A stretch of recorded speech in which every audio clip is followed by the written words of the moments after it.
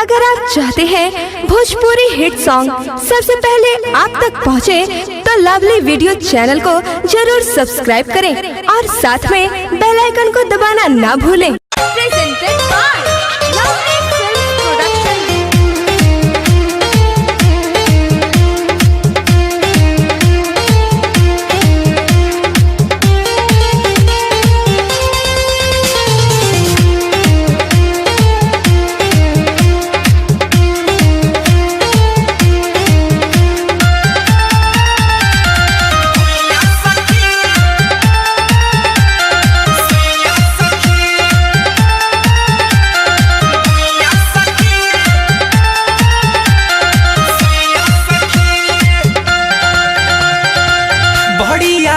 मजा जब धरेला पाजा मन होई जाला ताजा हो।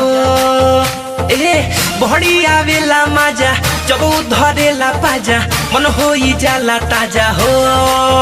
यार हमके सुता के भुइया सखी लभवाला धरा देला सुइया सखी।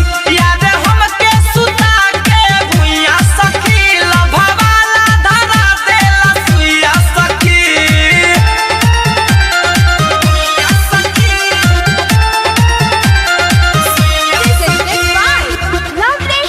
प्रोडक्शन।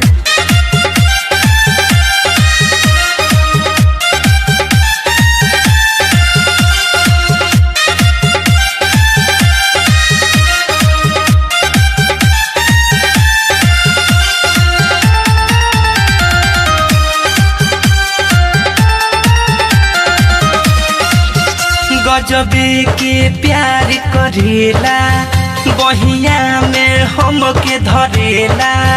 आधी रतिया के रोज आके ढिबरी में तेल भरेला। करेला नीचे ऊपर दबावे धुन कबूतर खूबे बजावे बम बम जवानी के ऊपर। सोफा जैसन हमारो देहिया तनको नहीं गड़ेला। भरपूर डोज देवे सखी रे रोज देवे टंकी उ बोझ देवे हो। हाय भरपूर डोज देवे सखी रे रोज देवे टंकी उ बोझ देवे हो। यार हमके सुता के भुइया सखी लभवाला धरा देला सुइया सखी। यार हमके सुता के भुइया सखी लभवाला धरा देला सुइया सखी।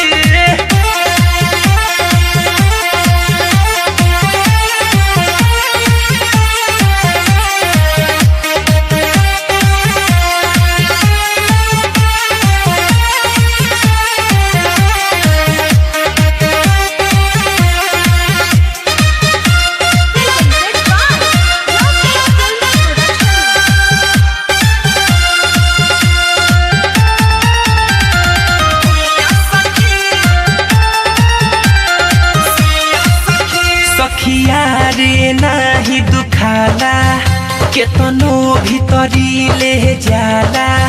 गजबे जाने उतरी का तनको ना छनछनाला। मारी के जादू मंत्र डाल दे लहू अंदर पार कई जाला पूरा हमारू सात समुंदर। स्वाद हमारो खूब ओकरा में सखिया रे अब भेटाला।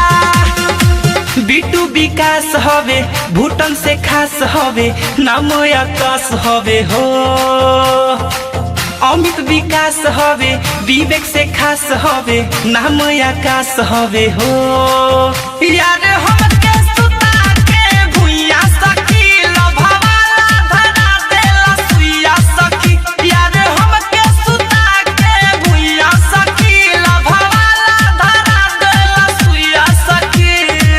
बड़ी आवेला मजा जब धरेला पाजा मन होई जाला ताजा हो। ए बड़ी आवेला मजा जब धरेला पाजा मन होई जाला ताजा हो। यार हम